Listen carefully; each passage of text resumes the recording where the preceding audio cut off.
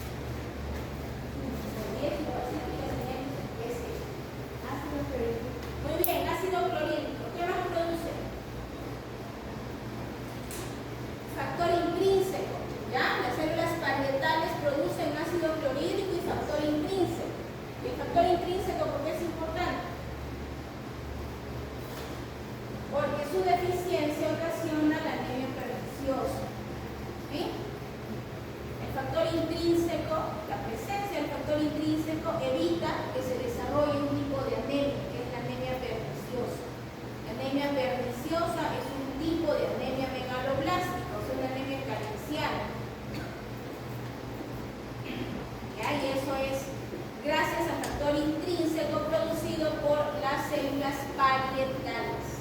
Y lo otro que produce, como dicen sus compañeros, es el ácido clorhídrico. ¿Ya? El ácido clorhídrico, que es el principal componente del ácido gástrico, ¿no? Del jugo gástrico.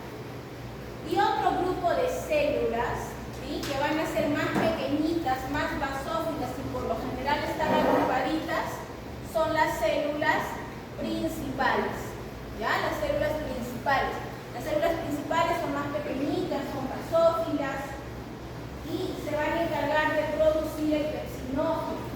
¿Ya? El pepsinógeno, encargado de la proteólisis enzimática, ¿no? El pepsinógeno tiene su función, una función digestiva.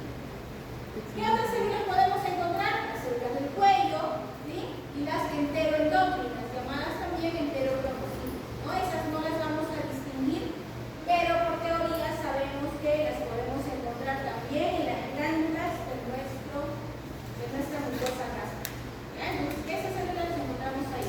Las parietales están más cercanas hacia la luz y las principales son más únicas. Por eso es que miren la coloración. Acá se ve más rosadito y hacia abajo se ve ligeramente más basófilo, ¿no? Más basófilo. Ahí están más las principales. Dijimos que la submucosa es muy finita, está ubicada justo por debajo de la mucosa, es muy finita, contiene tejido conectivo laxo, ¿ya? Y por debajo tenemos la gruesa capa muscular, ¿sí? Y esta gruesa capa muscular posee la distribución hasta de 3 tipos de fibras, ¿no? Tenemos una posición que es las fibras oblicuas internas. Este tejido está rasgado, no se ve así roto, ¿ya? Pero estas son las fibras oblicuas internas.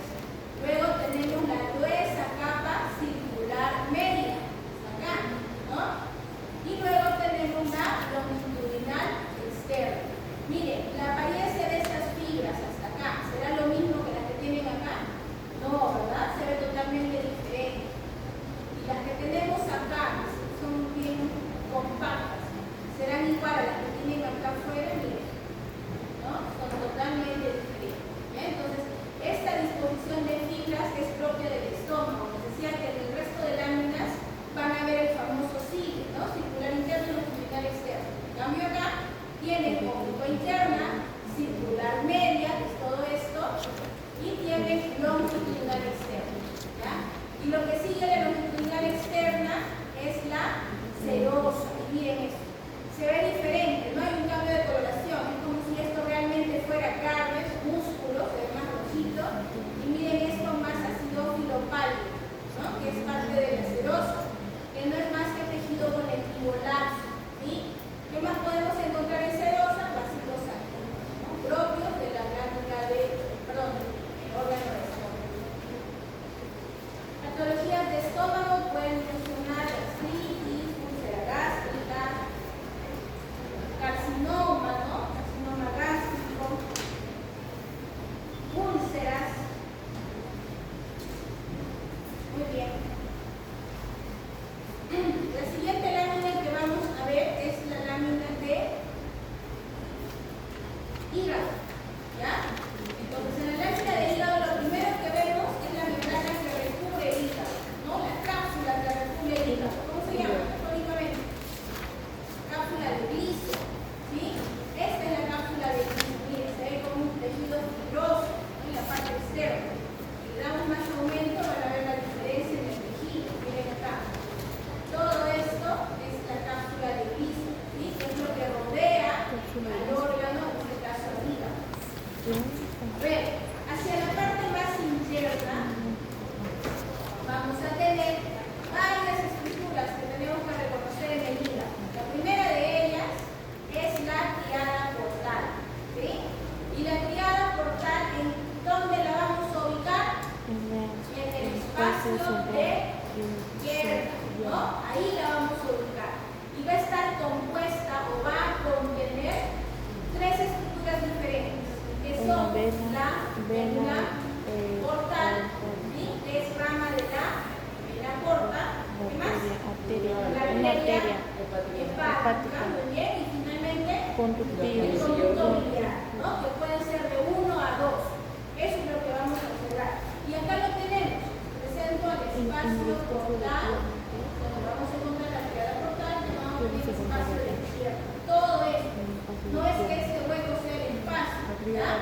Todo esto que ven acá viene a ser el espacio portal. ¿Por qué? Porque en este lugar vamos a encontrar esas estructuras que hemos mencionado. Primero está la vena. Vamos a darle más aumento para ver las paredes y puedan diferenciar. Esto de acá es la vena. ¿Ya? La vena. Esto que es más gruesito, de paredes más gruesas, arteria hepática. ¿Sí? Y esto que tienen acá, que tiene un epitelio, miren cómo se ve el borde basófilo de todos los núcleos, ¿no? Todo el halo basófilo, esto viene a ser el conducto biliar, que como dice la literatura puede ser de 1 a 2. Aquí está el otro conducto, ¿no? Está acá. ¿Ya? Entonces, para que cumpla su función y sea una triada portal, necesariamente tenemos que tener arteria, vena y conducto biliar. ¿Sí? Si en el examen le preguntamos algo referente a esto, las respuestas son concretas. Arteria hepática, vena o vena portal y conducto biliar. ¿Ya? No solo pongan la arteria, vena, porque podemos pensar que es de cualquier otro órgano.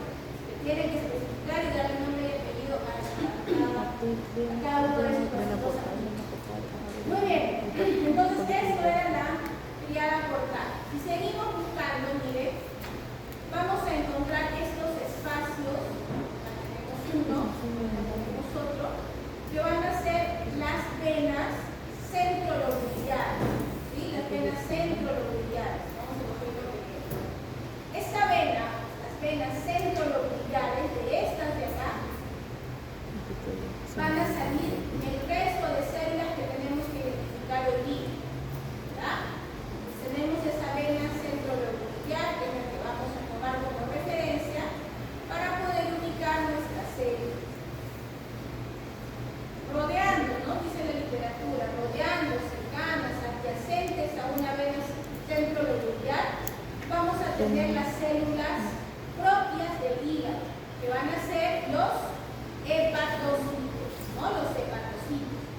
Y estos hepatocitos, chicos, van a tener una forma poliédrica, van a tener citoplasma acidófilo, núcleo basófilo. La cromatina es densa, por eso es que el núcleo lo ven así, ¿no? Bien basófilo, bien oscurito. ¿Ya? Pueden ser con núcleo central mononuclear o binuclear. ¿Ya? Entonces, cada una de estas viene a ser un hepatocito. Tenemos uno acá, tenemos uno por acá que se ve más grande, el borde termina acá, ¿no? Acá tienen uno que está casi solito. Entonces, estas son las células llamadas hepatocitos. ¿Sí? Y estos hepatocitos, miren, salen de acá, de la vena centrolobular, y se van agrupando, formando hileras, ¿no? Formando como cadenitas, formando trabéculas. Estas de acá vienen a ser las trabéculas de rema y trabéculas de rema. Toda esta continuidad que tienen los hepatocitos de ir en fila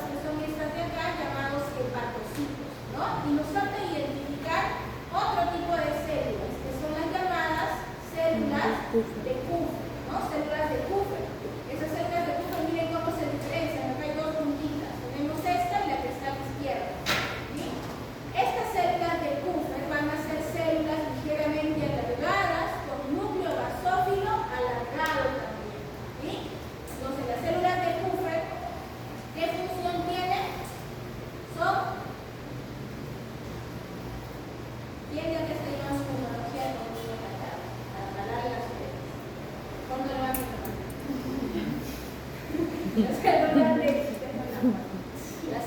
de Kupffer son las células que realizan fagocitosis, ¿no? Fagocitosis. Aquí está, miren, tenemos una acá, otra por acá, otra acá, miren. ¿Ya? Estas células son las que realizan fagocitosis, son los llamados macrófagos hepáticos. ¿Sí? Esas son las células de Kupffer.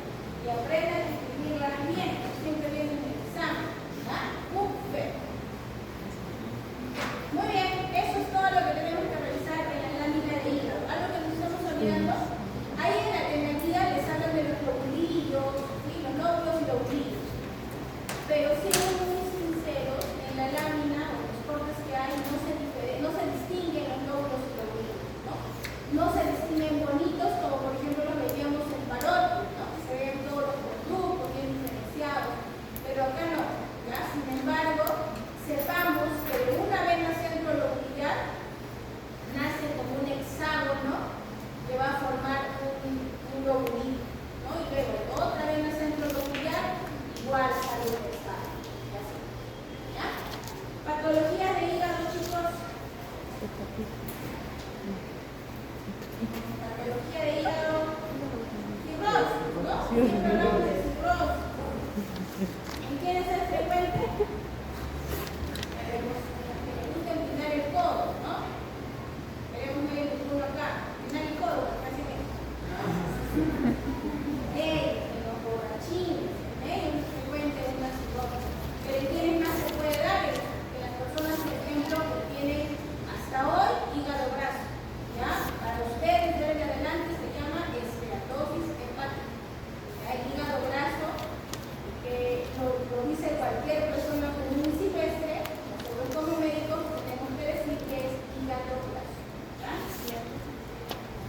Muy bien, esto de acá es la lámina de vesícula, ¿ya? Vesícula biliar. En vesícula es bastante sencillo, ¿sí? Vesícula también tiene mucosa, submucosa, muscular y serosa o arterial. Y así es en vesícula.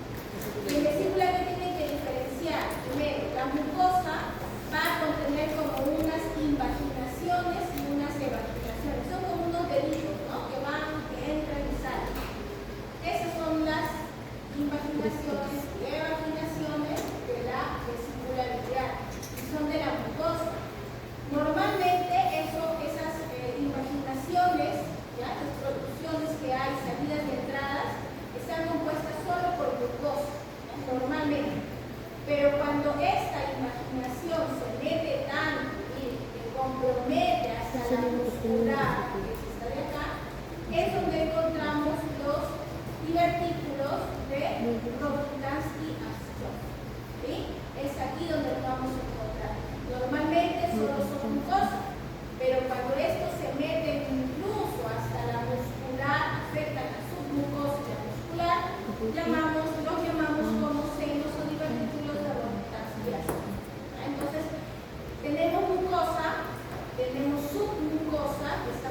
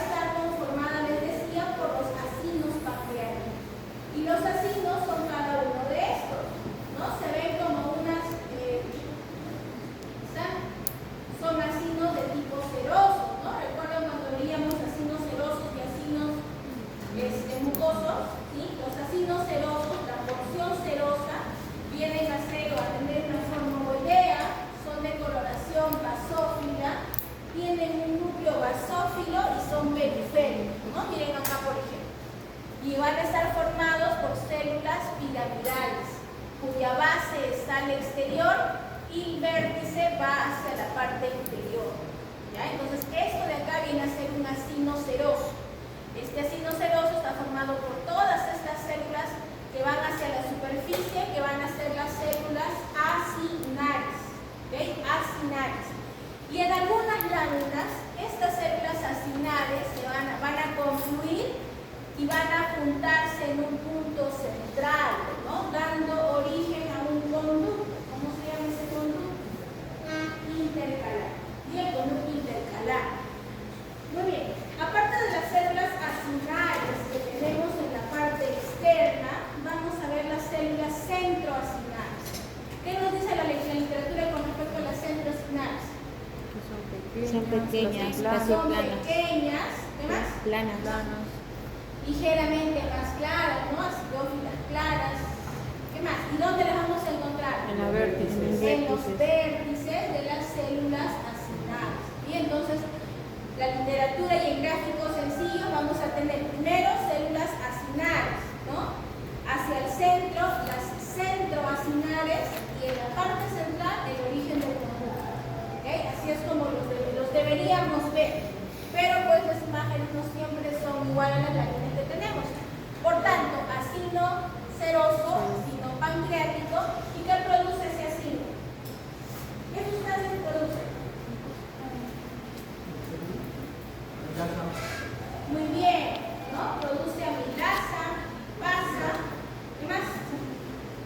Que van a ser enzimas digestivas, ¿no? Que ayudan a la digestión, que van a formar parte del jugo pancreático que desemboca en la segunda porción del duodeno a través del conducto del glúteo. ¿Sí? Muy bien. Y por otro lado, miren chicos, tenemos esta otra porción que es la porción endógena. Todo esto es diferente a lo que tienen acá afuera, ¿no? Todo esto viene a ser la porción endocrina, lo llamado islote de Langerhans, ¿sí? Ese islote de Langerhans contiene tres tipos celulares. Contiene células alfa, que producen glucagón, contiene células beta, que producen insulina, y tiene células delta, que producen la somatostatina, ¿no? Las células alfa, beta y delta. Dentro de ellas, las más frecuentes o las más abundantes, las células beta, ¿no? Entonces, por histología o microscopía óptica no vamos a diferenciar cuáles son las beta, cuáles las alfa, ¿no? Eso no se va a diferenciar. No les vamos a poner ahí una flecha y señalando una de ellas y pretender que nos digan qué produce. También las células F. Las células F también, o llamadas también polipéptido pancreático, ¿no? Las células F, muy bien. Entonces, estas células las vamos a encontrar mezcladas en todo el islote de Langerhans, ¿ya? En todo el islote. No se van a diferenciar, pero sepamos que existen ahí. A menor aumento pueden diferenciar un islote, miren. Ahí está, ¿no? Se ve más clarito, todo eso se ve más clarito, incluso en su microscopio lo van a ver mejor todavía.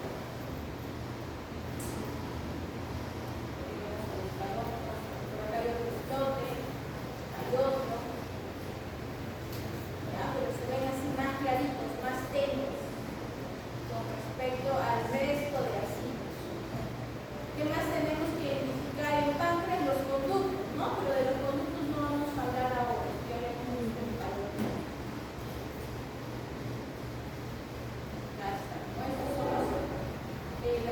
Los islotes de Langerhans. Patología del páncreas, chicos.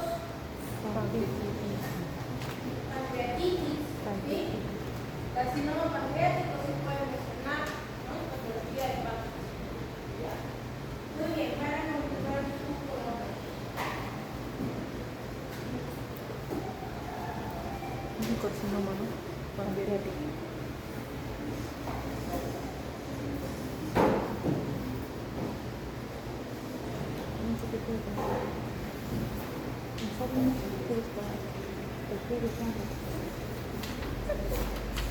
No sé qué va a hacer. Su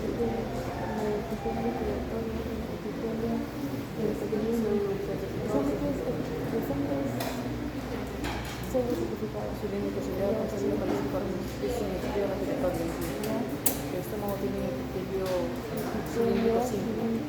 El estómago, sí. Epitelio cilíndrico simple. Y el esófago tiene epitelio plano polistratificado. ¿No? Es por el estómago, el esófago. Epitelio plano polistratificado, no queratinizado. Epitelio plano polistratificado, no queratinizado.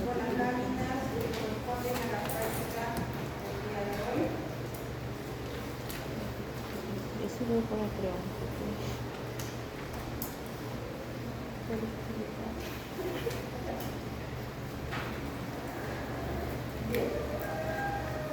Observemos esta lámina. Esta lámina corresponde a esófago. ¿Ya? A esófago. Lo primero que ustedes tienen que identificar es que este esófago lo vamos a poder diferenciar, por ejemplo, del duodeno, del ilio, del colon, incluso del apéndice, por el tipo de epitelio que tiene. ¿Ya? Por el tipo de epitelio. Miren aquí este epitelio que tiene. Ahorita en mayor aumento vamos a ver, pero ya estamos viendo que es un epitelio que tiene varias capas por el grosor que tiene. ¿Ya? Este esófago, ya saben ustedes que es un órgano tubular hueco, tiene 4 capas o túnicas que corresponde a la capa primero, que vendría a ser la mucosa, seguimos la submucosa, la muscular y por último pues su capa adventicia. En el caso del esófago, dependiendo de dónde veamos el corte, puede tener adventicia o puede tener también serosa, ¿ya? Ahora, vamos a ver qué tipo de epitelio tiene este esófago. Acá nosotros vemos que es un epitelio de varios estratos. Miren, tiene varios estratos. Les había dicho que es un epitelio estratificado, plano, no queratinizado. Aumentamos y vamos a ver que como es un epitelio que tiene varios estratos, va a tener una primera capa germinativa, también denominada basal. ¿Ya? Lo he aumentado ahorita el objetivo, lo he cambiado con la finalidad de que ustedes puedan observar este epitelio y lo puedan identificar. Este estrato basal o germinativo se caracteriza porque tiene unas células cilíndricas. Miren el tamaño, células cilíndricas. Luego vamos a ver el otro estrato, que es el estrato espinoso, que se caracteriza porque sus células ya son cúbicas. ¿Ya? Son cúbicas. Y el último estrato, miren, el último estrato, que es el que le va a dar el nombre a este epitelio, por las células que nosotros vamos a ver, es el estrato córneo, que tiene células aplanadas. ¿Ya? Miren acá, células aplanadas. Entonces, este es el epitelio del esófago. Vuelvo a repetir, el esófago es el único que tiene este epitelio del sistema digestivo, porque los demás son epitelios de revestimiento. Ya lo vamos a nosotros observar. Inmediatamente debajo de este epitelio, ¿ya? De este epitelio, va a venir la lámina propia. Ya va a venir la lámina propia. La lámina propia, ¿verdad? Y va a venir también la muscularis de la mucosa. Entonces, esta mucosa va a tener un epitelio, va a tener una lámina propia y va a tener una muscularis de Bien, lámina propia también denominada corio, ¿ya? Luego vamos a reconocer la submucosa y yo lo voy a reconocer por estas estructuras que estamos viendo acá. Estas estructuras. Todo lo de aquí, ya todo esto es submucosa. Y esta submucosa, que como vamos a ver, está compuesto también el tejido conectivo. Este es tejido conectivo, esto es mucosa, pero va a contener glándulas, ¿ya? Va a tener glándulas cardinales o glándulas esofágicas, ¿ya? Glándulas cardinales o glándulas esofágicas y siempre su tejido conectivo. ¿Qué más podemos encontrar en esa mucosa? Vasos sanguíneos, arterias, venas y algunos filetes nerviosos, ¿ya? Luego de esta túnica vamos a ver la que corresponde a la capa muscular, ¿no? Con el clásico cile que ya ustedes saben, la capa muscular.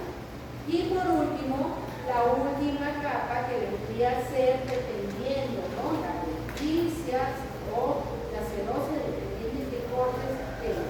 Ahora, este esófago que tiene este tipo de epitelio, acuérdense bien, tiene una patología cuando se produce un reflujo gastroesofágico.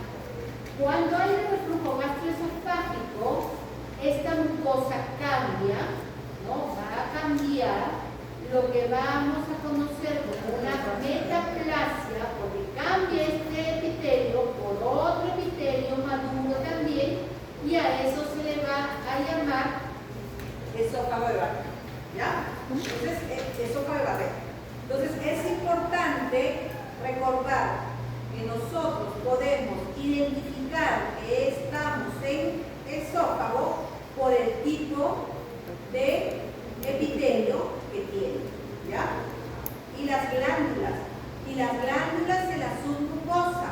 Los únicos que tienen glándula en la submucosa es esófago y también duodeno, ¿ya? Perfecto.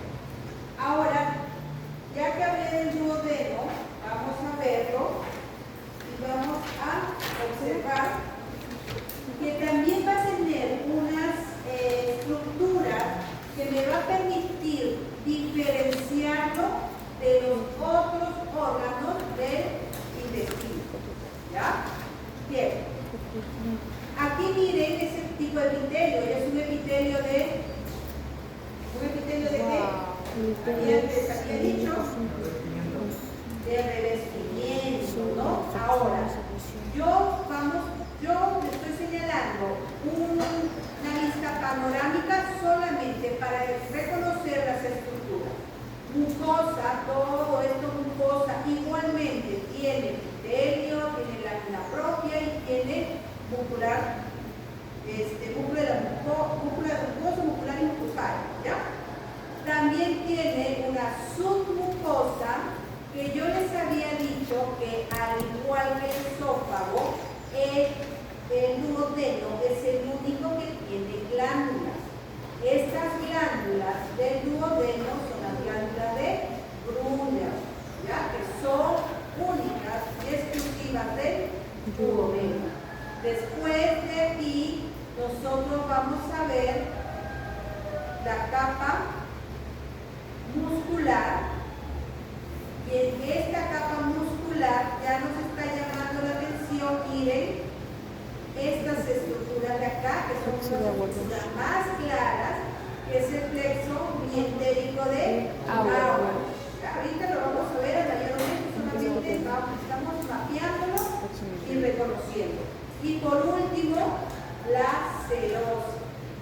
Entonces vamos a ver este epitelio que tiene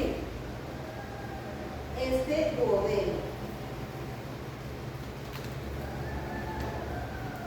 Si nosotros observamos, este es un epitelio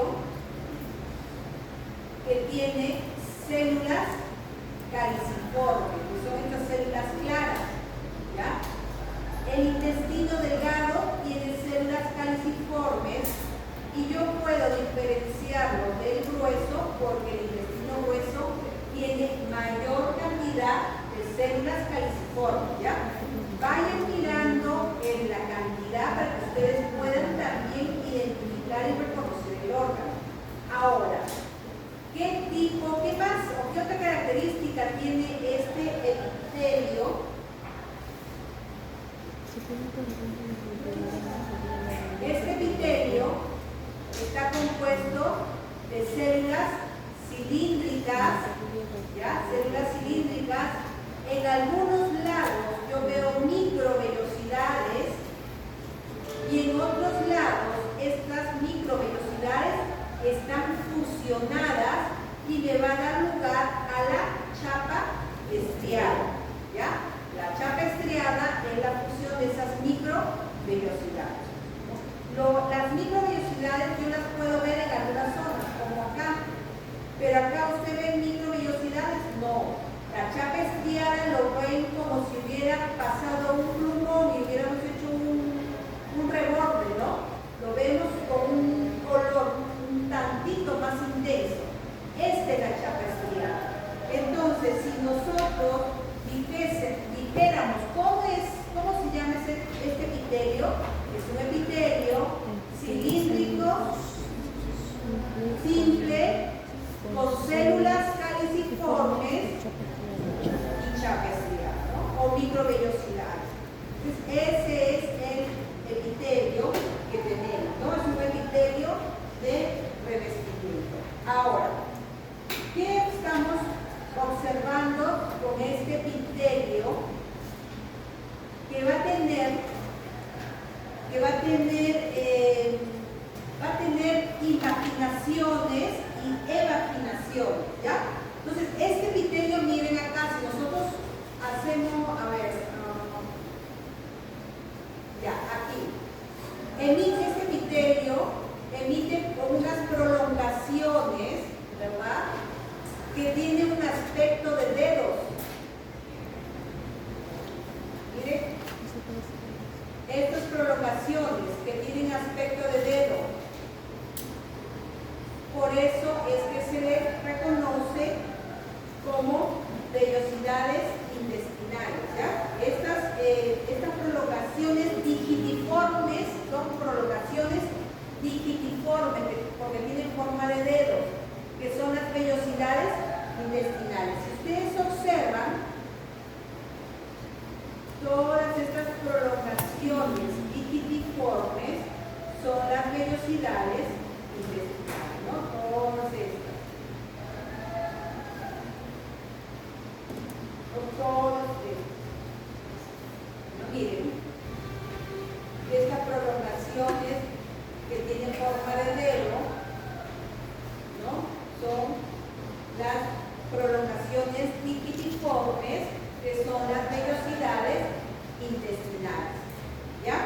Pero habíamos hablado de cuando yo veo que va hacia arriba es una evaginación y cuando esta se va hacia abajo es una invaginación y estas invaginaciones se le llaman las criptas de Lieberkühn, ¿ya? Esto acá son las criptas de Lieberkühn. Entonces estoy hablando vellosidades intestinales, las criptas de Lieberkühn, que son estas imaginaciones, las criptas de Lieberkühn, que son estas imaginaciones. Estoy hablando de la lámina propia que estamos observando acá y la cupular mucosa. ¿Bien? Toda esta zona de aquí viene a ser la submucosa porque yo veo a las glándulas de Brun.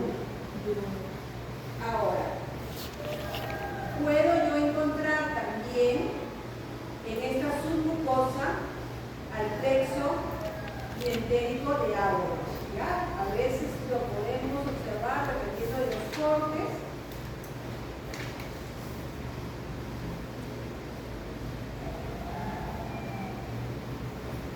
Todos son vasos sanguíneos. Acuérdense que la submucosa tiene también piel vascularizada.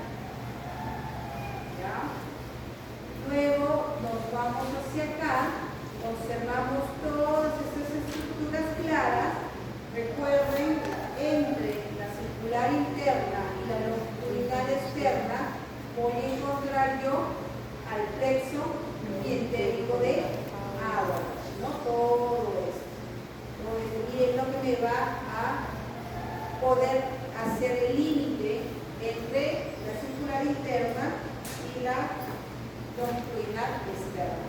Y por último, vamos a tener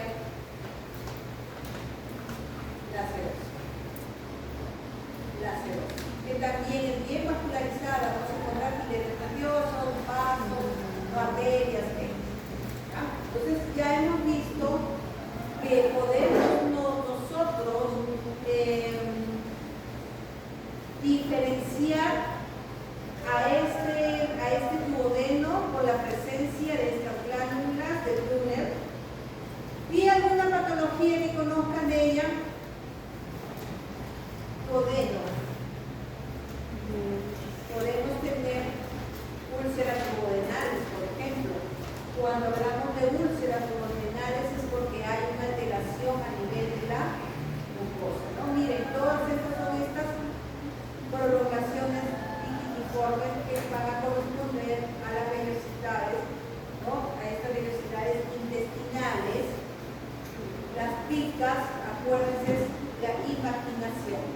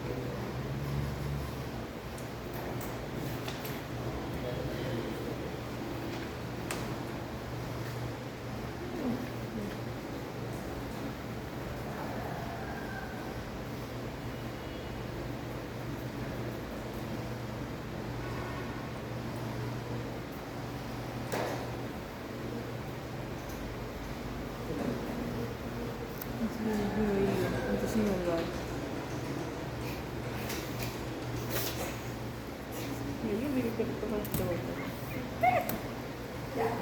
Vamos a ver esta otra lámina que corresponde al intestino. hilo. ¿Ya? Al hilo. Bien. Recorramos igualmente. Va a tener un epitelio de revestimiento. Observen todo este epitelio de revestimiento. De la misma manera tiene esta mucosa, su lámina propiophorium y su muscular mucosae. Luego viene la submucosa, todo lo que estoy señalando viene a ser la submucosa, la muscular y por último la serosa. Acá hay que ver que de la misma manera va a presentar ese epitelio que hemos visto en el duodeno,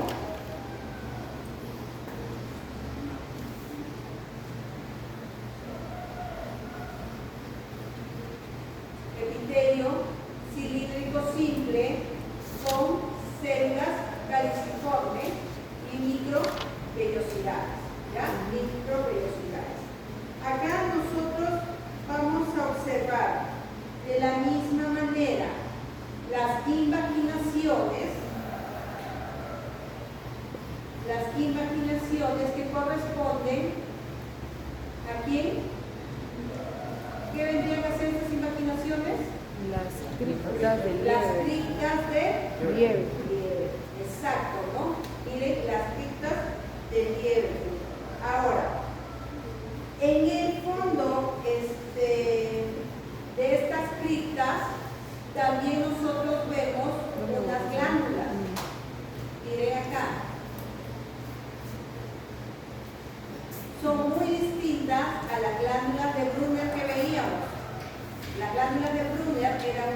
glándulas mucosecretoras.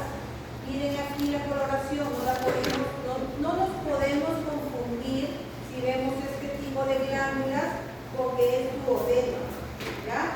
En este caso, nosotros estamos viendo también, miren, estas estructuras basófilas, medias redondeadas, aquí, que van a corresponder a folículos linfoides, ¿ya? Folículos linfoides. Entonces, voy a recorrer la lámina para que ustedes vean que en diferentes partes encontramos estos folículos linfoides.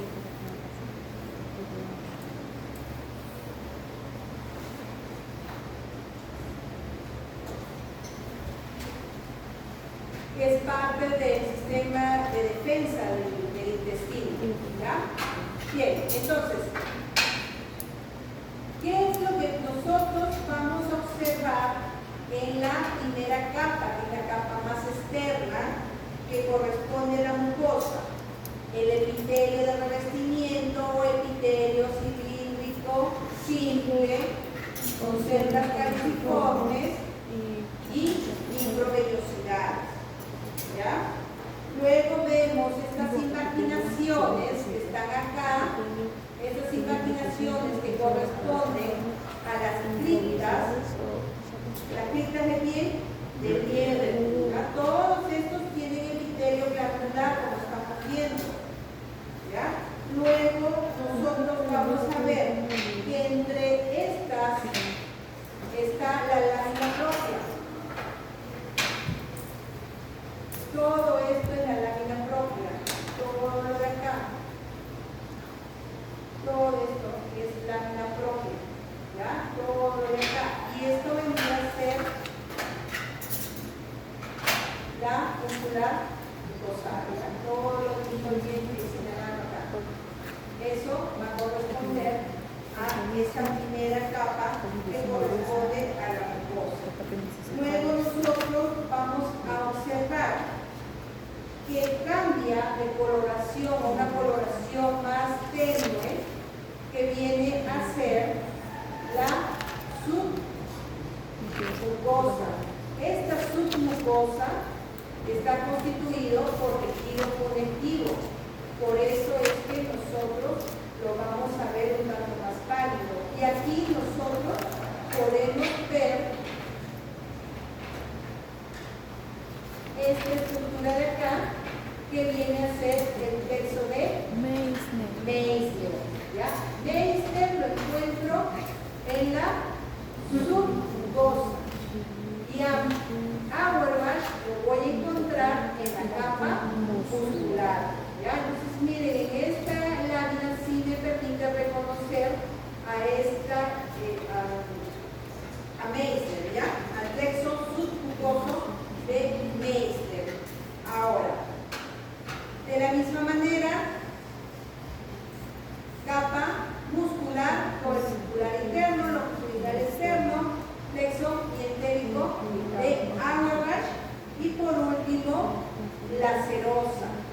¿Ya? La serosa. Ahora, nosotros vamos a ver que cuando observamos estas invaginaciones, pero estas invaginaciones y evaginaciones cogen,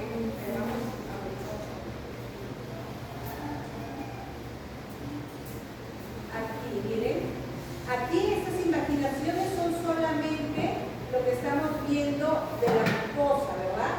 Pero cuando coge a la submucosa también, ¿no? Hace esto y forma esta estructura, a esto se le denomina los pliegues de Gerting. Pliegues de Gerting, o también llamados pliegues circulares o válvulas conniveentes, ¿ya? Lo mismo es circulares, conniveentes o divergentes. Cuando esa evaginación jala también a la submucosa, todo y lo lleva hacia arriba.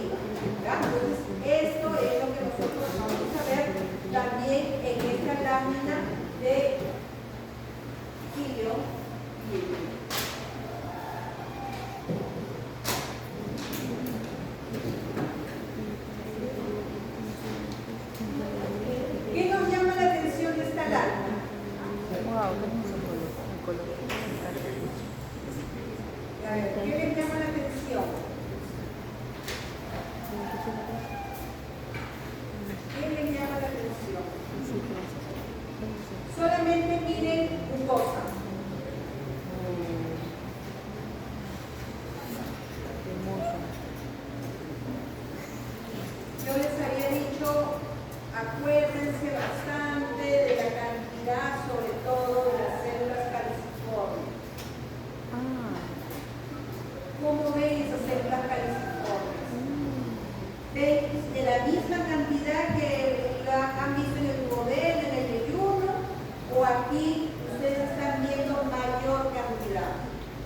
Sí, mayor cantidad. Mayor cantidad. Hay mayor cantidad. Una de las cosas que nosotros que podemos nosotros decir, este es colon, también es la cantidad de las células caliciformes. Y ustedes están viendo que aquí tiene abundantes células caliciformes. De la misma manera, tiene ese epitelio de revestimiento. ¿Ya? De la misma manera tiene ese epitelio de revestimiento con abundantes células caliciformes. Lo que observamos también son los folículos linfoides, nuestros capítulos de linfocitos que son el sistema de defensa, y las glándulas, ¿no? Acá también tiene glándulas, las glándulas de Lieberkühn, ¿ya? Las glándulas de Lieberkühn que estamos observando.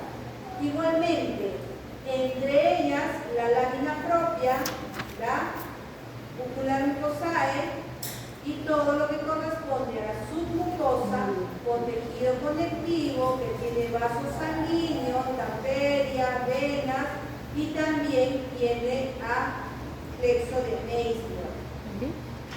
Igual, tenemos la capa muscular y el plexo de agua, el plexo de agua.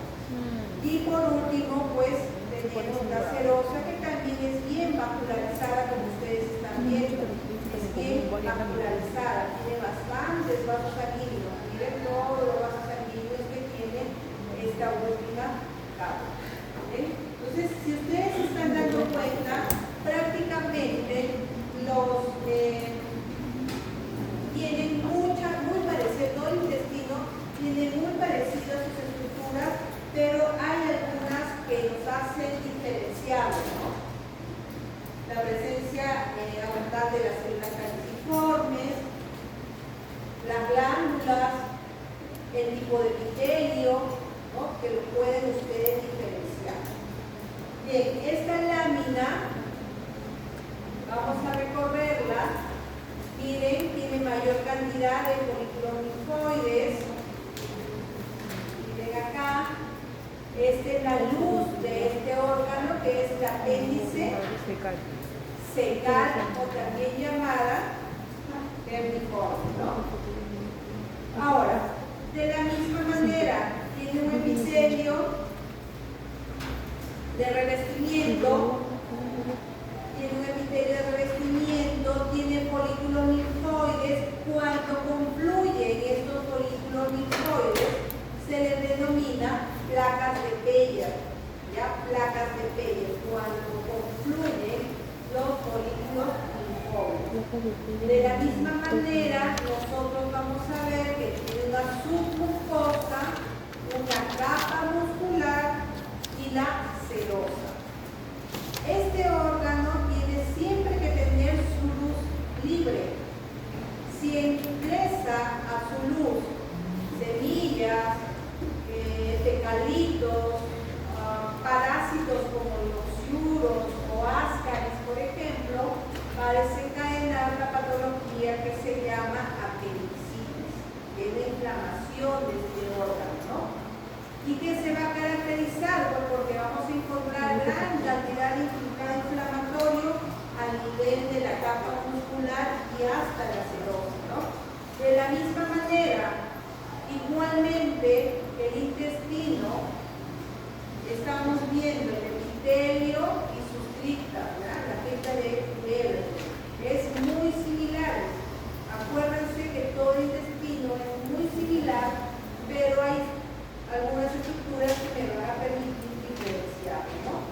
Células caliciformes, el epitelio de revestimiento, las glándulas de Lieberkühn, folículos linfoides, ¿no?